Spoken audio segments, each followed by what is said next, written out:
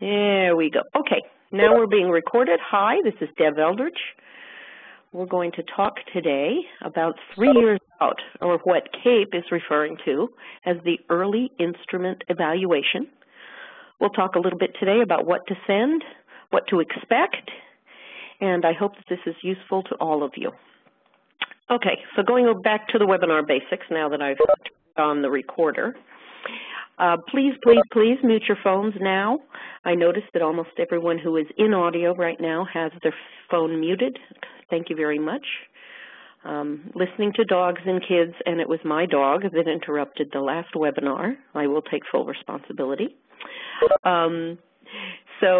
Yes, please, it was hard to mute my phone and talk and host the webinar and tell my dog to hush at the same time. Okay, but do remember to unmute when you want to talk. There are a couple of other ways that you can see that you have something to say or to ask a question without identifying yourself. You can go on to the chat. There's a green little pull down at the top of your screen, or there should be. If you grab that and hover over it, there are some things that will appear. One of them is chat. You can click on that and a screen will show up. You can type in your question and either send it to all participants or send it to me privately or to anybody else privately, as all the participants will be available to you. So you can do that. There also is a feature, I guess, where you can raise your hand. I will say that in this particular format, we're on the event format for WebEx. It is difficult for me to see that. In order to see it, I have to click on something, view all participants, and then I think it grays out a good portion of my screen. Okay, so I'm just warning you, I might not catch it immediately, but I will at some point if you raise your hand, and I'll call on you. Okay, I do see that a CAEP staffer is on hand. I find that very good. I like that. And I've asked CAEP staffers if they're online and observing the webinar that they can interject whenever is needed or something needs further clarification or even to respond to questions if my answer to you all is inadequate. So I hope that they will feel free to jump in. This webinar is being recorded and it will be available on the CAEP website. And at the end of the webinar today, I'll show you where that is. Okay? All right, let's move on. A good portion of this webinar is going to be dedicated to this overview of the Early Assessment Review, also called the Early Instrument Evaluation. So we'll go through what CAEP was thinking when they designed this as an option, what you'd be submitting. We'll even go into AIMS, and I'll show you what it looks like right now. And then we'll see what else there is that you might have questions about for this process. Okay. So the overview and purpose of the Early Instrument Evaluation option is so that you can elect to submit anything that you've created in your EPP that is non-proprietary, and we'll talk about proprietary assessments in a minute.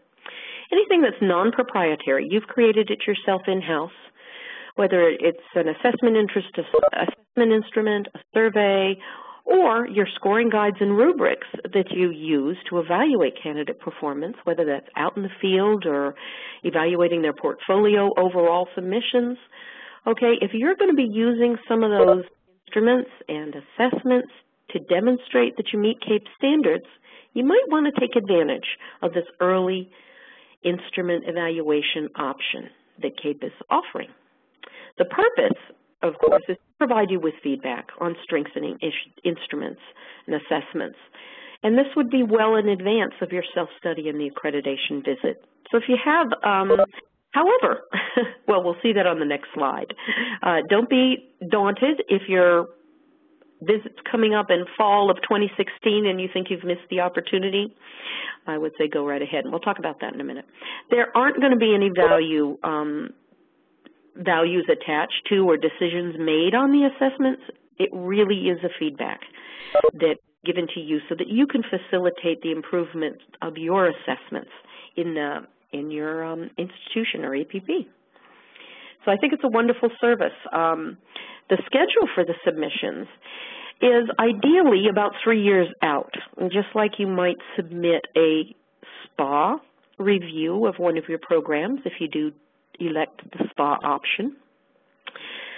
The idea being that 3 years out, you have plenty of opportunity to submit, to get your feedback, and then to make some changes if you so desire based on that feedback, and have a chance to perhaps collect one cycle of evidence from those revised instruments after you've submitted them and gotten your feedback. So 3 years out is the ideal. However, it can be done sooner, and you see a little asterisk after the 3 years. For CAEP early adopters, and those are folks who have visits in spring 2016, before CAEP standards were required, so up to and including spring 2016 visits, if CAEP standards were adopted, those folks too had an option to submit their assessments for early evaluation and review. These EPPs are not going to be penalized, okay, for not having time to make changes. And so I'm saying if you have a fall cycle, fall 2016, you know you have to use the CAEP standards because they're required at that point, you might still want to take advantage of sending your assessments in early and getting your feedback, okay? Because at least then when you're writing your self-study, you can say, look, we submitted our assessments and we're getting our feedback at such and such a date, blah, blah, blah. And it shows certainly your commitment to improving the quality of the assessments that you use at your EPP. So they're due in October. There's 2 cycles, a fall cycle and a spring cycle. October 1st for the fall cycle, April 1st for the spring cycle. And this timing, as I noted earlier, allows you to have an opportunity to use the feedback to improve your assessments if you have 3 years in advance of your visit to do that. So what you're going to be sending to CAEP for these early instrument evaluation are any provider-created assessments. I mentioned that earlier.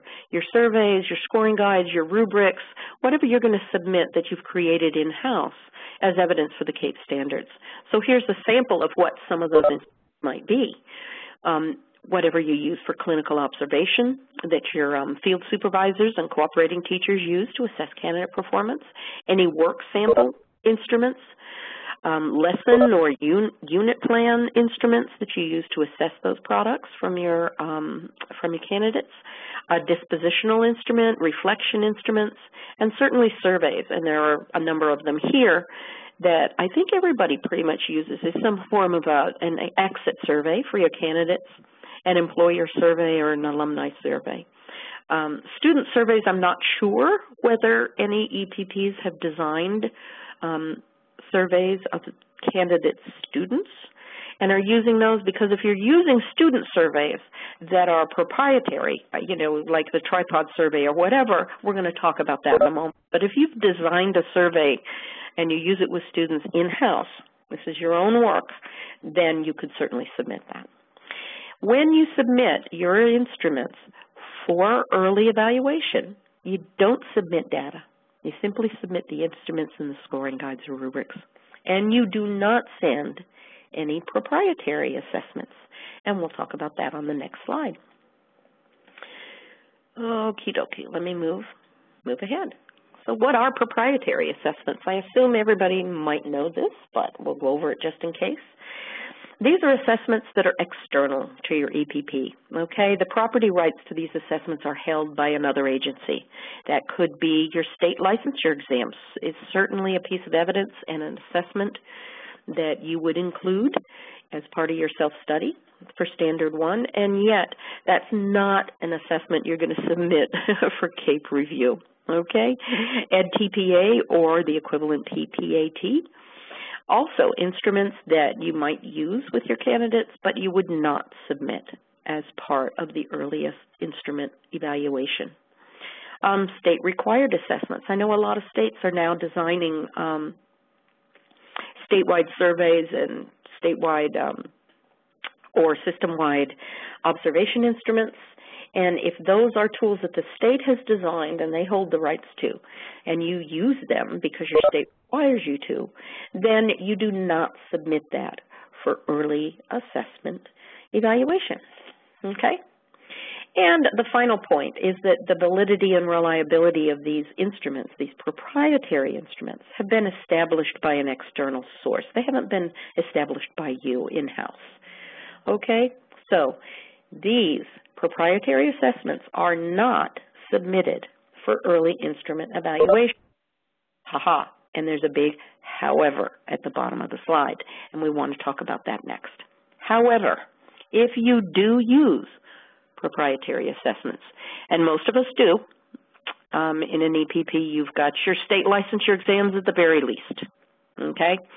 Then you submit a kind of summary chart, and we'll look at this in a minute when I log into AIMS and show you sort of how the system is set up right now to accept early assessments for review. When you submit the summary chart, you provide the context for the use of the proprietary assessment. So you say, look, we're using this, this, and this, state licensure exams, EdTPA, a content specialty exam. You describe when the assessment is used during the program, like this is the end of the program, it's only used once, they take this exam at the end of student teaching before we recommend them for licensure. And then you identify if the assessment is mandated or elective. It could be, for example, EdTPA for a while was an optional, was an elective if people were piloting that instrument. So you could say we're using this, but it's not required in our state, but we have elected to use it anyway.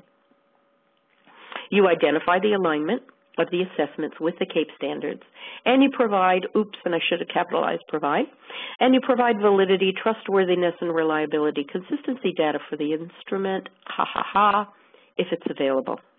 If you have access to that information on a proprietary assessment, you can submit it. If that is not available, you simply say, you know, not available from whatever the body is, the state or whoever, okay?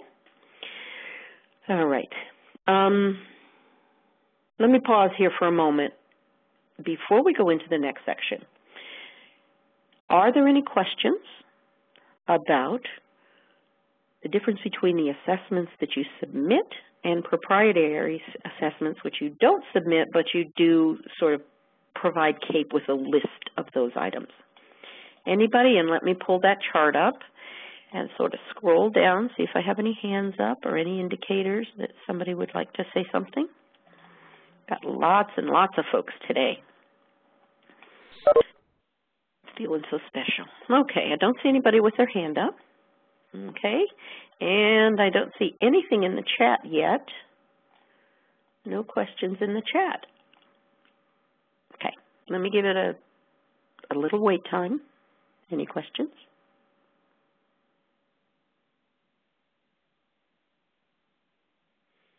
Okay, hearing none, I'll move on to our next slide.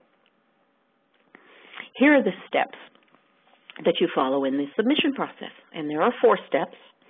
Your first step is that 3 years before, or at this point, if you're interested in using this option, you just simply email Monica Crouch, and you see her email right here, just like all the other CAEP emails.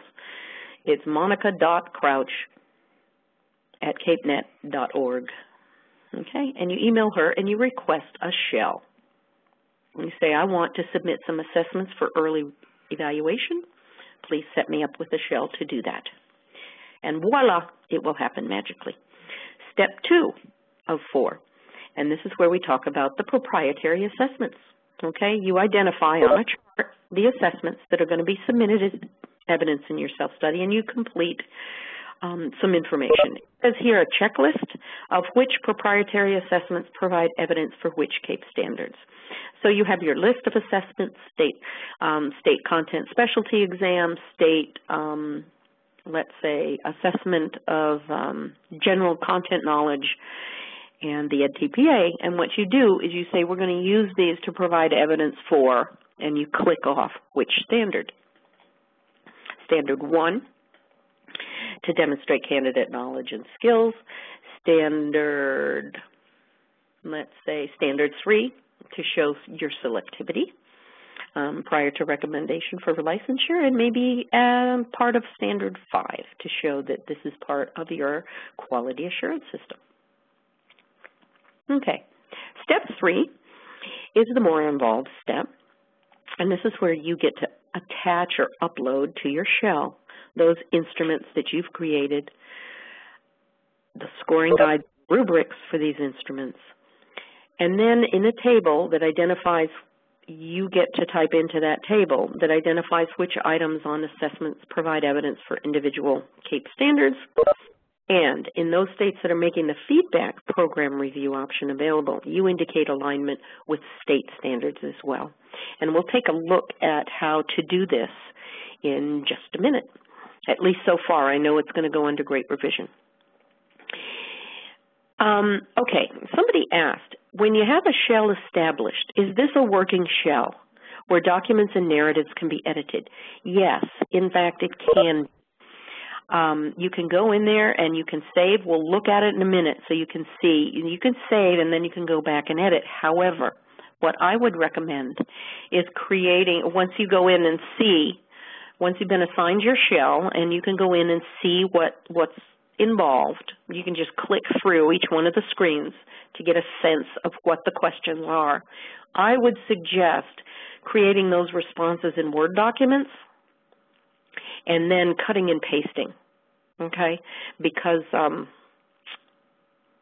it'll just help, okay? It'll help you in the long run. So yes, you can edit online, but you might want to not do that. Okay. So step 4, and then in the space provided, and these are the kinds of questions that I'm suggesting you create in a Word document, okay, so that you can cut and paste. I mean, it will be different, of course, for different assessments, but it would be nice to have that Word document available to you. It's so much easier to edit and then simply on Word and then cut and paste into the AIMS, as you'll see in a minute. Okay, so in the space provided, you answer questions about the development of the assessment, how you establish validity, and what your process was for establishing reliability. And if you haven't done that, then you can insert your plan for establishing reliability. And we'll be spending some time in another webinar talking about the reliability and validity of specifically, okay, related to CAEP. So, this is my AIMS demo part, and you're going to have to forgive me if I kind of fumble around trying to find it, because I've got a lot of open windows on my computer right now to be able to do this. So note also that the shell that I'm going to share with you is an early demo version, okay? It's now under revision. It will be ready, the new version will be ready for October 1st submissions, okay? So just know that, okay? But I think it's helpful to see what happens. Okay, so here's your AIMS screen. And everybody let me know that you can, I'm sharing my screen. I hope you can see that I'm going into AIMS now. Okay, I'm going to click on OK. And what I'm going to do is go into CAEP University. I asked them to set this up for us so we could play with it today. Okay, so I'm going to go in as if, and I believe these logins have actually been shared with everybody. Okay, and so that you can go in and play around. Let me make sure I got my login right. I did. Okay. It says no, you did not get your login right. Let me try again. Remember, I asked you all to bear with me.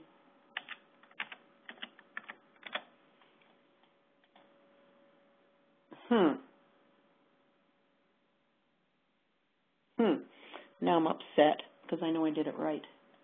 Okay, here's what we're going to do. I'm going to close this down. AIMS is not liking me right now, and I'm going to go open it again. Try it this way.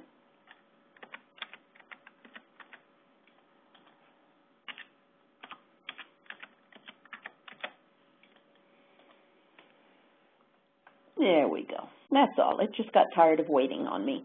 Okay, so this is what comes up for your EPP when you log in. Okay, this is your AIMS screen that comes up for you. And when you've requested an early assessment, an early instrument evaluation, what you're going to do is come over here to Visit Reports and click on that. Okay? And then here's what comes up. This is all the places where you will upload various pieces of the self-study and your rejoinders and things like that.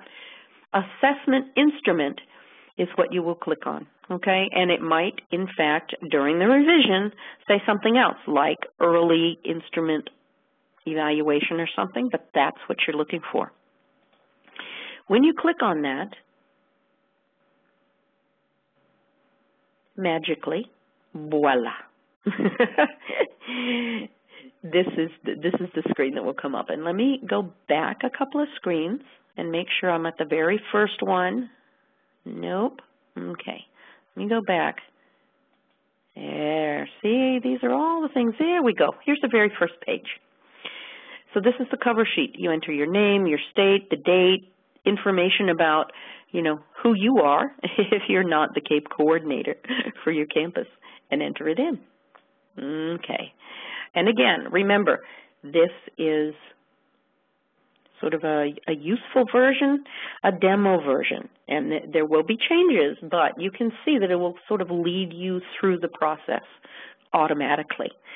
You can, at any time, and this is in response to the person who asked about putting in drafts, you can save, okay, and that will save what you've entered, and you want to, after you've entered your information on that page, click on Save. You either save the page and then move on to the next one, or save and quit the system, okay? And that will keep that, whatever you've entered, in there for you. If you click on Draft, it will create a draft for you to be able to read and see what your information looks like that's all been entered, okay? So once you finish on this page, you could do Save and then go to Next. The next page is going to ask about those proprietary assessments. This is like your state licensure exams or the EdTPA or whatever. Look, no more than 5. If you use more than 5 proprietary assessments, CAEP only wants to know about 5 of them. Also, please notice there is a character limit. This is not a word limit, it's a character limit. I'm sure you're all familiar with that. So when you enter the description of your proprietary assessment, you'll know how far along you have. So that's why also it really helps to edit in a Word document first, or to create in a Word document, because you can always do your character count. AIMS will tell you how many characters you have left. Okay, but sometimes that can be a little frustrating when you have to cut out a word here or, you know, edit things around to make it fit. Okay, down here you can see how you will map to the CAEP standards. So your proprietary assessment number 1, let's just make it up. Let's say state, content, specialty, and then, whoops, see, I shouldn't even have started. Specialty exam, okay. And then you can say that becomes your proprietary assessment number 1, and you're going to say, okay, I'm going to use that for CAEP Standard 1. I'm going to use it for CAEP Standard 3 to demonstrate that my candidates have deep content knowledge before I recommend them for certification. And I'm going to use it for Standard 5 to show that it's part of my overall quality assurance system. So from here, you would simply save, okay?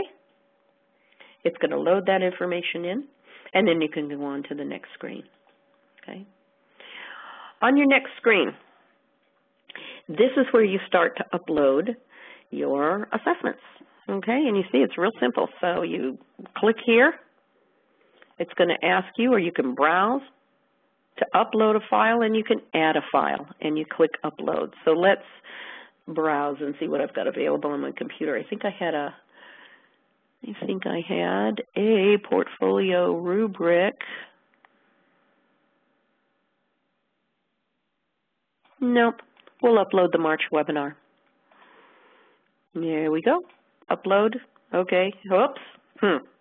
Here's a big surprise. If the form is not accepted, okay, you can't upload a PowerPoint presentation, so you got to put things in PDF or in Doc or DocX or text, okay? So that was a useful example. Okay, so once I've uploaded something, let's see if this will let me quit now and go back. Okay, so notice you really can't mess up too badly. Okay, AIMS is going to let you know if your file isn't in the correct form, or, you know, if you screw it up like I did and you need to go back, it's pretty easy clicking on your screen to go back. So at this point, you've got up to 10 assessments or rubrics that you can upload. You simply go to Next. Okay? Oops, I don't want to. I don't want to upload. Nope. Okay. It's getting mad at me.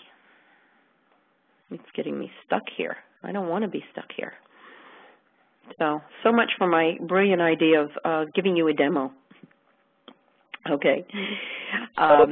From this, it goes to a screen that tells you, let me see if I can upload something, anything, so that we can get beyond this.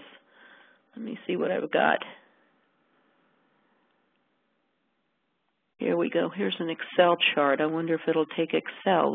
No, we don't want to do that. Here, CAEP Evidence Guide, PDF.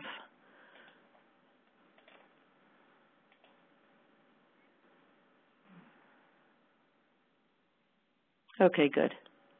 Great. So now it's up there. You can see what's been uploaded. All right? And we want to get out of this. It says you can go back here.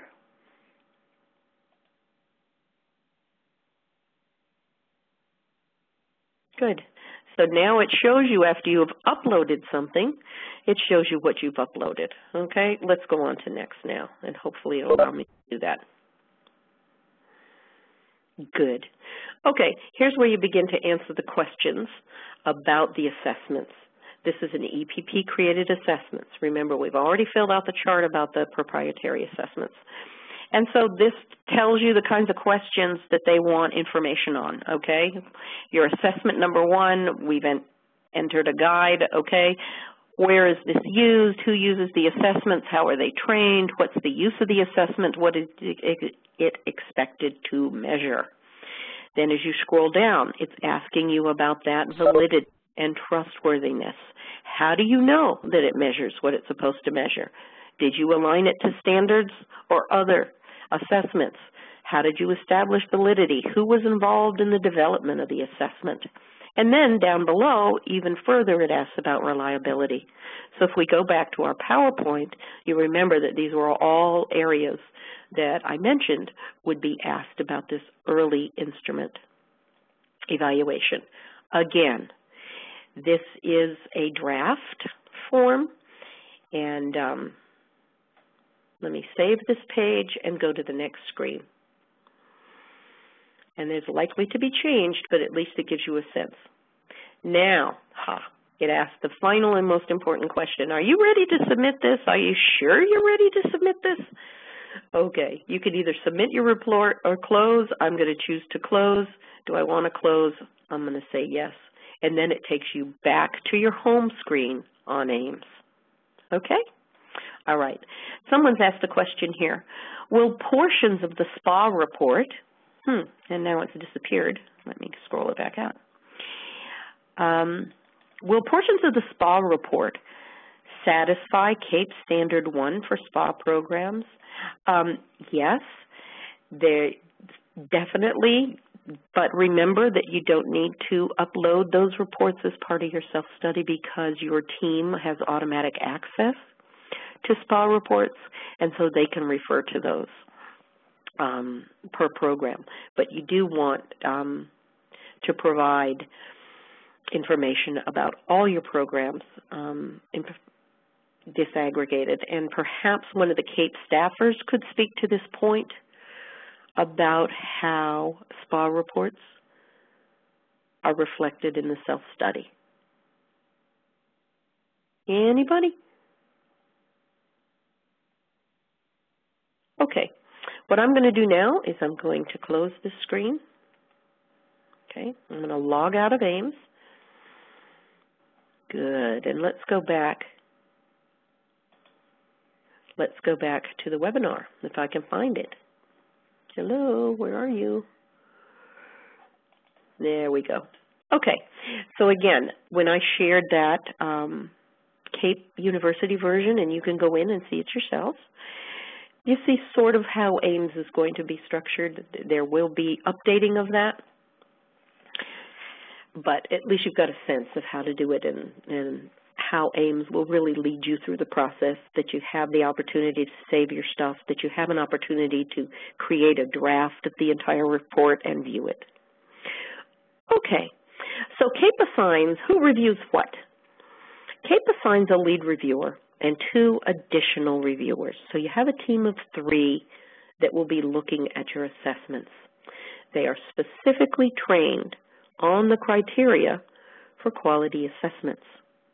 And what they're required to provide feedback on is the quality of the scoring guides, the quality of surveys, the alignment of these assessments to CAEP standards, the quality of the evidence for CAEP standards, and the quality of your answers to validity and reliability questions. So you'll be getting feedback on all of this from the reviewers. Looking at our time. So what are the guidelines that reviewers are going to use? Well, they appear in your evidence guide on pages 22 to 27, and I've got the evidence guide here. I'll pull that up in just a minute so that we can look at those pages together. So here we go. I think, let's see if it's the first one. Hey, there's the CAEP evidence guide. I'm going to move some of these screens over to the other side so that I can get to my scroll down portion here. Okie doke. So here we go. We're going to go to pages 22 to 27. And close your eyes if I'm going to make you dizzy by scrolling down too fast, okay? And here's the information in the evidence guide beginning on page 22 that talks about the guidelines for evidence that's created and administered by EPPs.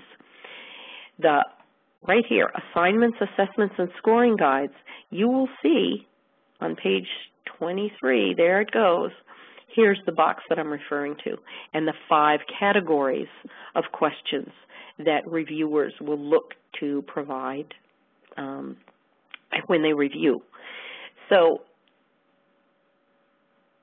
when you're providing the context for the assessments that you upload, it would be really helpful, I think, to refer to this box in the evidence guide to help answer those questions, okay, where it says provide us the context for this information, you know, when is this used, etc. You can come here and look at some of the questions that CAEP's reviewers will want to be able to refer to in evaluating your assessments. At what point in the curriculum, at entry, exit, midpoint, et cetera, et cetera. So these are really helpful as you begin to create those Word documents for yourself that you could then upload with your assessments. Asking about how the instrument was created. Asking about how the instrument is scored. Okay? And you can see there's quite a few questions here that would be very helpful for reviewers to be able to evaluate the quality of the instruments. How do you report the data? Okay? And how do you inform?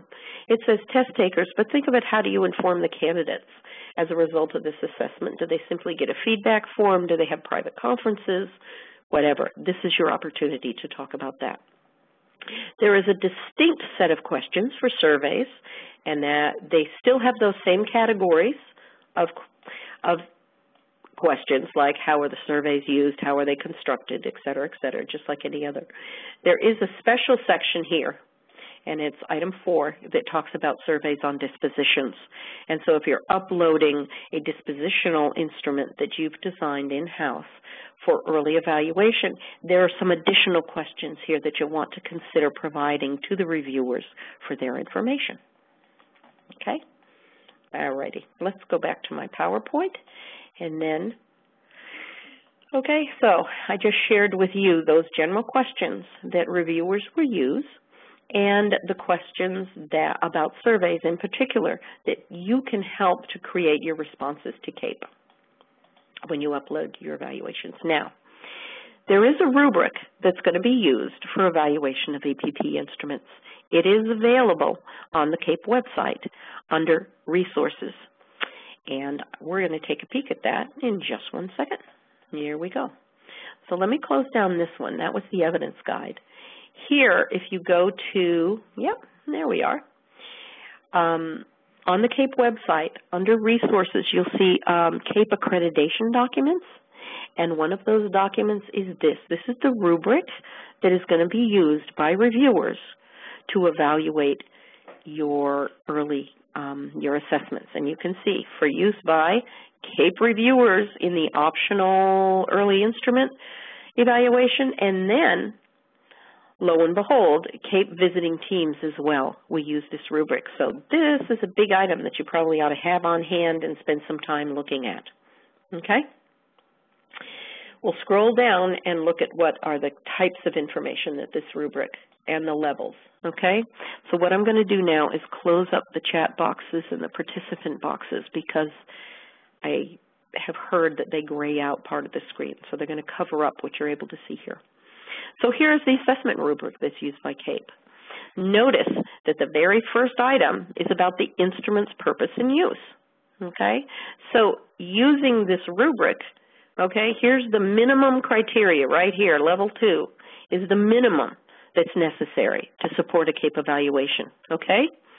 So your level 2 is sort of your very basic baseline of what the information that you provide to CAEP reviewers when you upload those assessments. This is the bare minimum of what they're going to need to know, okay?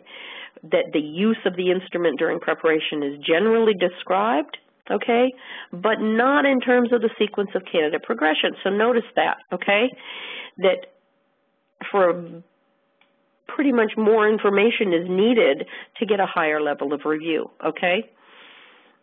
And at the highest level, a level 4, is that it's really at the target, the highest quality. That's when the instrument, where you've been very explicit about where it's been administered, how that candidate progression is monitored, and how the information is used. Remember, I mentioned that sort of how do those test takers, remember I said we could change the language to how are candidates informed?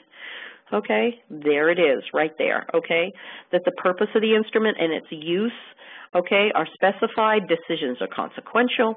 So you get a feel here for under instrument purpose and use. When you have an opportunity to fill that in for your early assessments, consider using this rubric in addition to those questions from the evidence guide as a way to structure your documents or your conclusions when you cut and paste from that Word document. Here, the next piece that they'll be looking at is the instrument development, okay? And you can, as I've suggested, you can keep reading on this rubric to see how to structure and what kinds of information to include, okay? How is information given to respondents, okay? Then it's talking about if they're looking at rubrics, okay, here are the criteria they're going to use for that. So I'm going to move on here. We're already at 1:38. We've got about 20 minutes left, and I want to be sure that we have time for questions at the end. So spend some time with this assessment tool, with this rubric. As I said, it's on the CAEP website. Download it, share it, use it as a way for yourself to evaluate your instruments for yourselves first is kind of a practice opportunity for you. And I think that it will be time well spent. Okay, let me go back to my PowerPoint. All right, and if anybody has any trouble finding this stuff, just let me know. I've got it in so many forms. I can send it to you directly. So what are you going to get out of this? What are you going to receive, and when are you going to receive it? Here's what happens. Each of those 3 reviewers is going to complete an independent review, and they will use AIMS, the Accreditation Information Management System, to submit their independent reviews. After all those reviews are received, there is a lead reviewer assigned, and that lead reviewer will host a conference call with the team.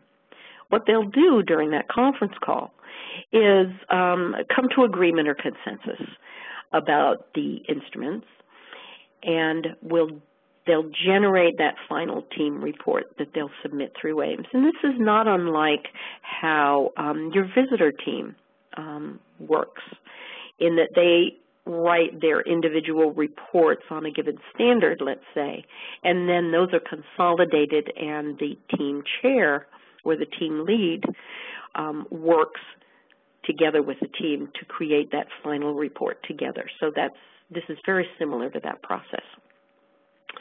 When they've finished with that team report, the CAEP staff gets involved, and what they're going to do is do a tech edit of the final report. Okay, make sure that things are accurate and complete, and that all the information that you need has been provided, and nothing's been omitted or is miscommunicated, and that they've complied with all of the CAEP guidelines, okay? And then you'll receive feedback on your submitted assessments. So if you submitted on October 1st for the fall cycle, you will receive your feedback by March 1st.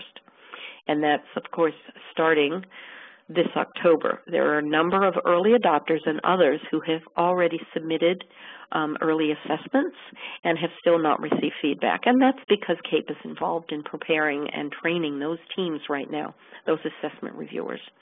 If you submit your assessments in the spring deadline, I think it was April 1st, it'll be September 1st when you get your feedback. Okay, so this is why it's good to do that 3 years out, or as far out as you can from your visit, and particularly actually from when your self-study is submitted, so that you have time to get that feedback and incorporate it into your self-study report.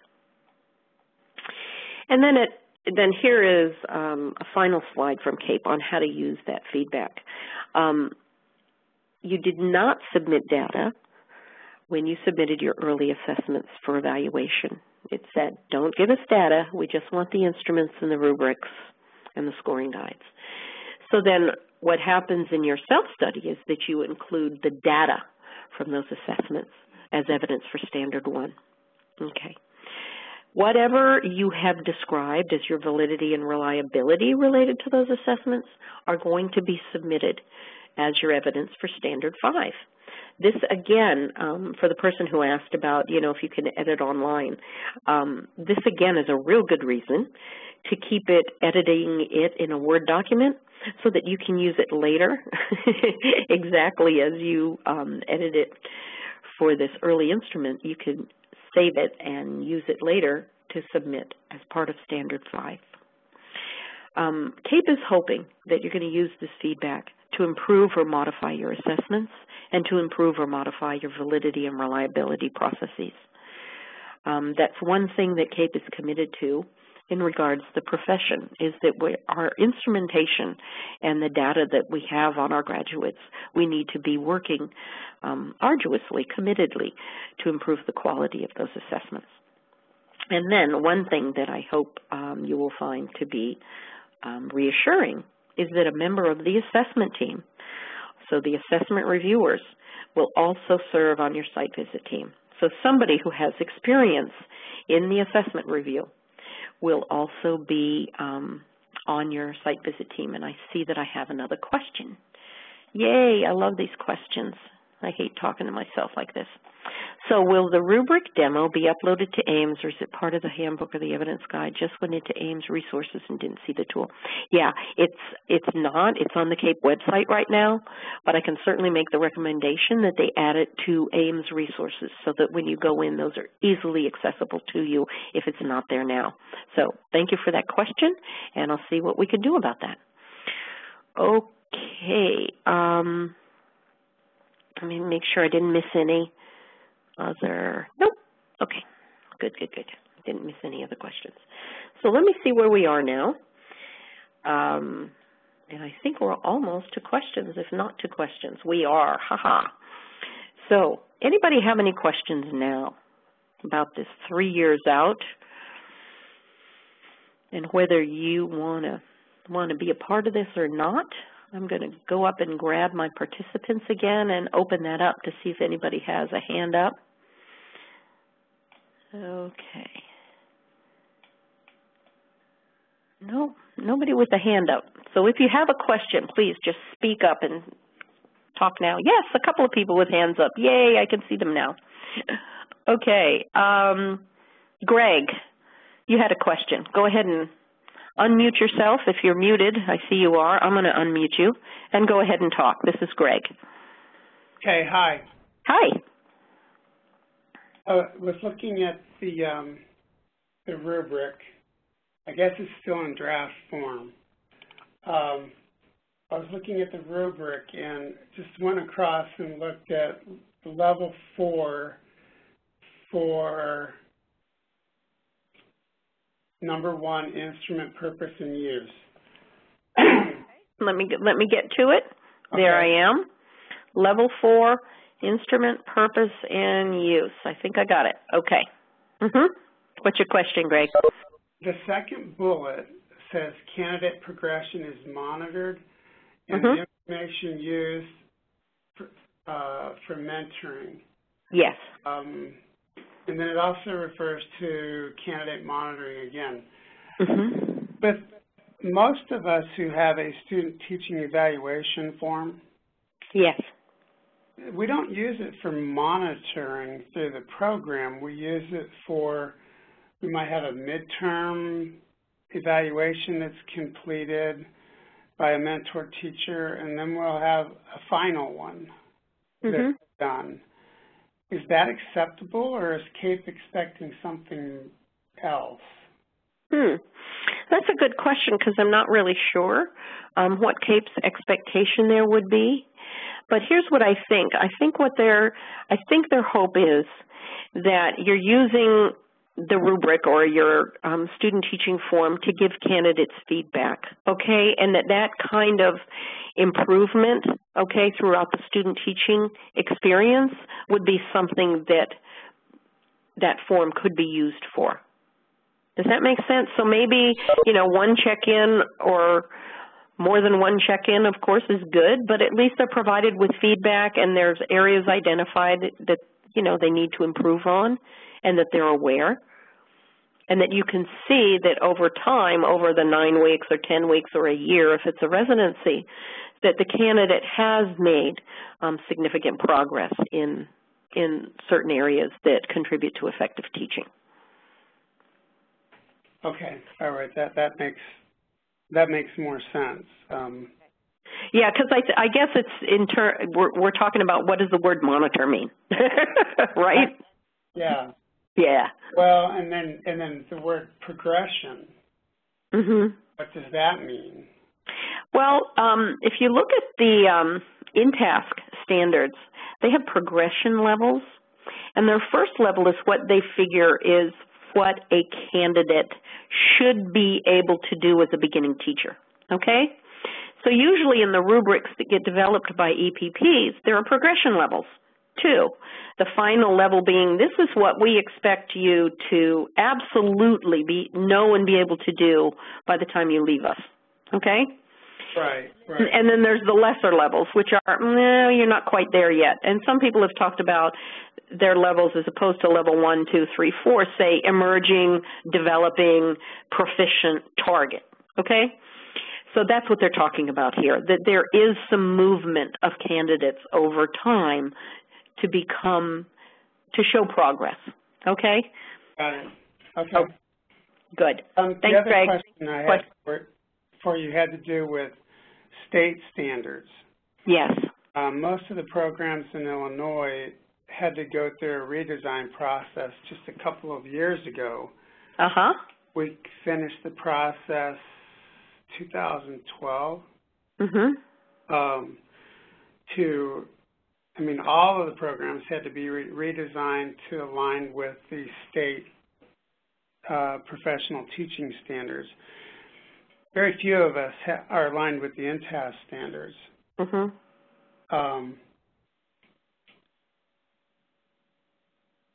So you do want to align with your state standards. If I may be jumping the gun in answering your question. And CAEP doesn't require that you align with each of the 10 INTAS standards, but it does ask that you align with the categories, and there are 4 categories that are explicit in Standard 1. One is content, one is the learner and learning, one, the other 2 are escaping me, but I think it's instructional practice and professional responsibility. And so I'm sure that your state standards align with those 4 categories as well. So that's really what you're going to want to do. Okay. Okay? All right, thanks. You're welcome. All right, I've got a chat, and then I have a couple other people, with their hands up. And so response to the chat question, and that is that our visit is in fall 2016.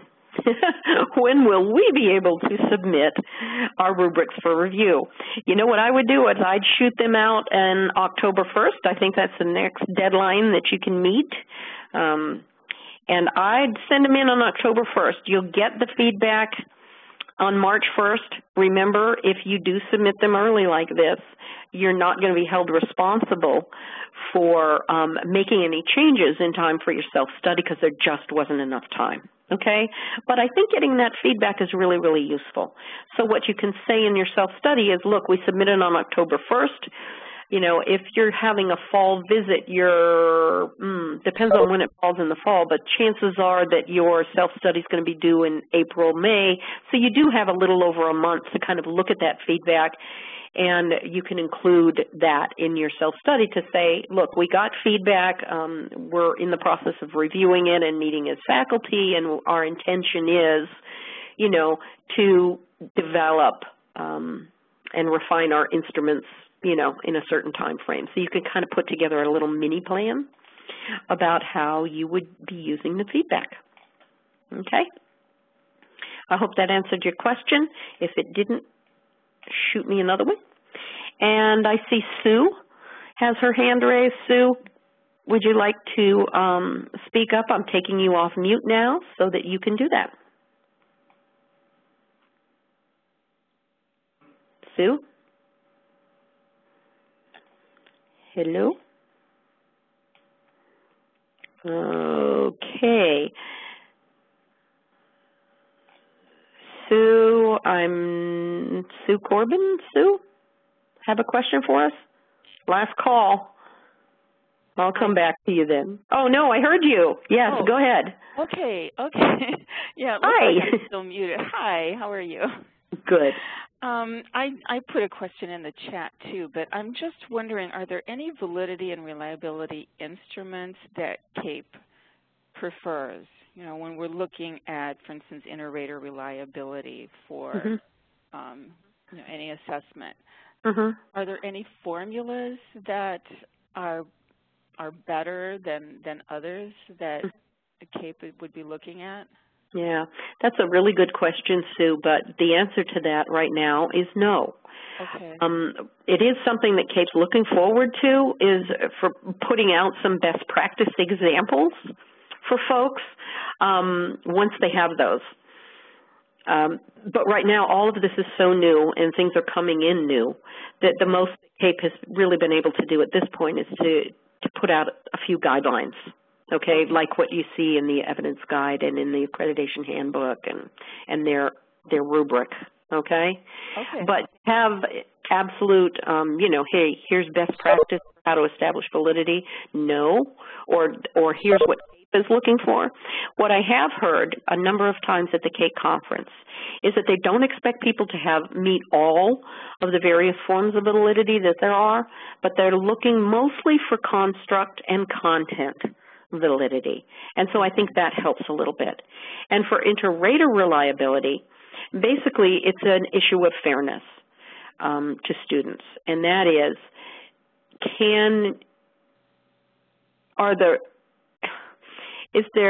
well, this is almost like grading, you know, do students already talk about, you know, you want to get so-and-so because that person, you know, gives you a better grade than this other one who tends to be a little tough on you. Yeah. You know, you're trying to eliminate that and keep the candidates focused on their performance, you know, and so to try to develop some kind of agreement with your raters. Now, there's some stuff on the ETS website, actually, that is pretty good about the inter-rater reliability on their scores. And what it talks about is, first of all, are your scorers aware of any of their own personal or professional biases that might interfere with their ability to score? Okay? So that's an important one, to recognize their own bias that might influence their scoring. The other one is, have they been through training sessions? okay? And it really talks about two types. One is sort of an overview session where you talk to your scorers or raters about this is the instrument, here are the standards, this is where it falls in, you know, just sort of a big picture about how this particular assessment fits in. And then, you know, to try to establish a degree, what the degree of agreement is between scorers. And what the best practice, I think, in this is that there are multiple scoring opportunities. And I was talking about this last night at a different webinar, is that I think we have a tendency is to say, okay, gather everybody together in a room and talk to them about it, and then have something that we all score together, and then we, you know, kind of talk it through and eventually come to agreement and then sort of check it off the bucket. Okay, there was our interreliability training. And what this was suggesting is that there really need to be multiple training opportunities, okay? So do it once, come, you know, then maybe go off and do it independently, you know, have some kind of you could even use technology to help you with that. So more than one opportunity to score and to come to agreement, okay? Okay, all right. Now, yeah, that sounds a lot like what TPA talks about with local evaluation. So, yep. Okay. Yep, exactly. Right. Great. Okay. Well, thank you. Thanks. All right, I see that we have another hand up, and I'm going to click on this so I can see it's take you off mute. Julie. Yes, can you hear me? I can hear you. Okay, great. My question, I actually put it in the chat too, was since you're sending in your assessments 3 years prior to, I'm assuming that in the self-study, you're just submitting from that point 3 years till your actual site visit. Mm-hmm. Of data, that we don't have to have the full 7 years of data. Oh, goodness, no. Okay. Oh, goodness, no. What CAEP is looking at right now is what they're calling 3 administrations of data. Because what you want to be able to do is sort of point to trends. You know, if you just have a one-time administration, it doesn't, you know, it tells you something, certainly. But then 2 administrations, you don't know whether it was an outlier or consistent blip, all right? And so 3 administrations really gives you an opportunity to begin to look at, over time, you know, what is this particular instrument telling us. And remember, when you're submitting these early assessments, you don't send your data in. That only happens at the self-study point. Correct. Well, thank you. Okay. Did that answer it? Yes, it did. Thank you. Okay, good. I see another question on the chat, so I'm going to go to that. Will the EPP have a chance to converse with the reviewers, or will they just receive documents back? I would say that the answer to that is you're just going to get documents back. There's not, I don't think there's an opportunity to converse with reviewers. Okay, as you will have an opportunity to converse with your visiting team, for example, while they're at the visit. So I'm pretty sure that's the answer to that question. You're not going to be able to talk to those reviewers. Okay. Is it 2 applications of data or 3? 3 applications. 3, if you can, is the preferred. At least that's what I've heard a number of times. Okay, let me see if there are any other hands up. I do. I see someone. There we go. Kevin, I'm taking you off mute. And here you go. I hear you. Hi, Kevin. Yeah, I posted a question in the chat as well. You said that a member of the assessment team will be on the site visit team as well. Does that mean one of the people who assessed my assessments, or just one of the broad team of assessment reviewers? That's a really good question, and I don't know the answer, because that was on a slide from a PowerPoint at the CAEP conference. So I don't know that they'll be able to match assessment reviewers, because there's so much, remember, there's usually between 70 and 90 institutions in a given semester, okay? just take fall 2016. So we got about 90 EPPs to visit.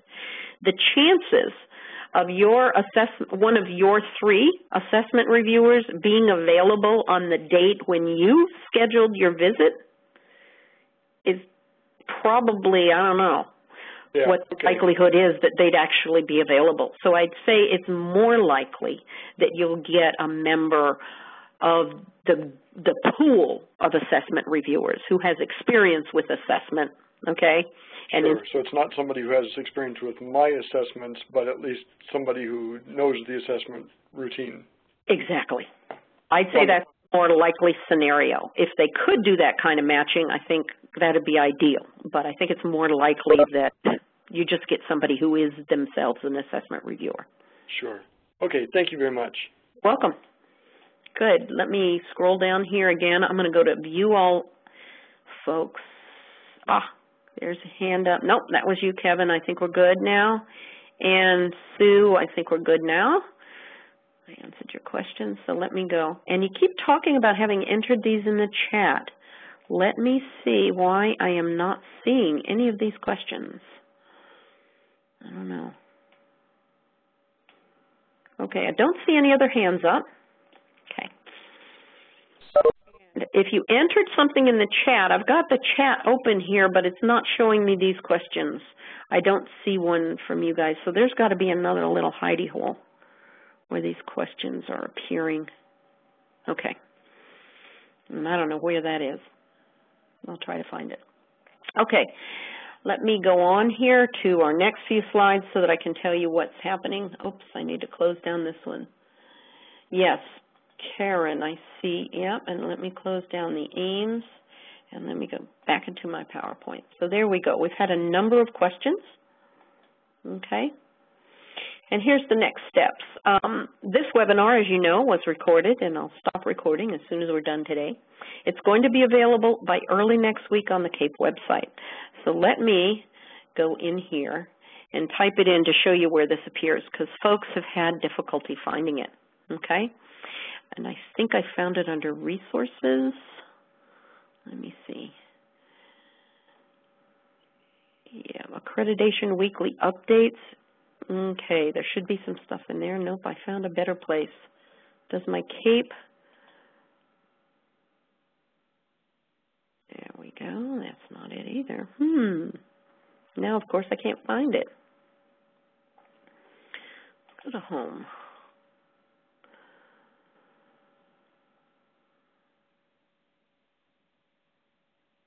Okay, can my CAEP person who's online tell me where we find the webinars? Honest to goodness, I just found them. Try this one. I hate to do this to you all. Have you painfully watch me clicking through areas. Okay. Can't find them now, but I guarantee you they're on here. And you can find the webinars after we finish them. They're supposed to be under Resources. Okay, but I'm just not finding them right now. I'm not finding them under anything. So I will get those out to you. Anybody who attended today, and let me go back to my PowerPoint, I will be sending out a survey that asks you to evaluate this webinar. It's short and sweet, I guarantee you. There's only 6 questions. There are only 6 questions. It takes about 5 minutes to do. Click, click, click, and you're through. And I'd really appreciate it if you would take the time to give us feedback on this webinar and any others you've attended. I look forward to doing these again, and our very next one is on April 28th, which isn't that far away. And what we're going to do is focus on rubrics and scoring guides. And we'll actually dig into a couple of rubrics and scoring guides as examples, and one not so good example, one pretty good example, and start looking at how those meet the criteria for quality that CAEP is using. We'll look at not so much the rubric, but some of the CAEP questions, because the rubrics have a lot of contextual information that you would type in that isn't embedded in the assessment itself or the scoring guide or rubric itself. But we will look at a couple of examples, and there will be an opportunity for you to take advantage of practicing what you learned during the webinar, which we will also post. So a reminder of the webinar topic and link is supposed to be sent out by CAEP. And again, I'm seeing stuff coming up on a chat, but I can't see that chat. I can't see those chat questions. I'm so sorry.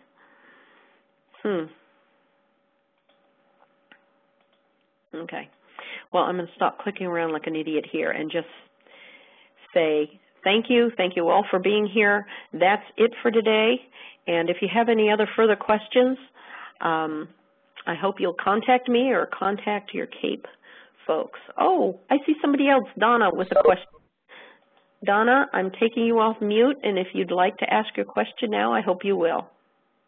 Actually, it was that I found the webinars that you were looking for. If you click on the resources tab without the drop down. Yes. They're there. Okay, I'm on resources, on the drop down. No. There we go, just on resources itself. Just click on resources, and there they are. Webinars for educator preparation providers right there. Those are the last two that we held, the evidence guide and the accreditation manual. Thank you so much for sharing that. Thank you for finding it. Thank you for sharing it. Okay, folks, if there's nothing else, then I hope you're not sound asleep on your desks. And I look forward to meeting with you in the future at a future webinar. Thank you all. I'm going to close up shop.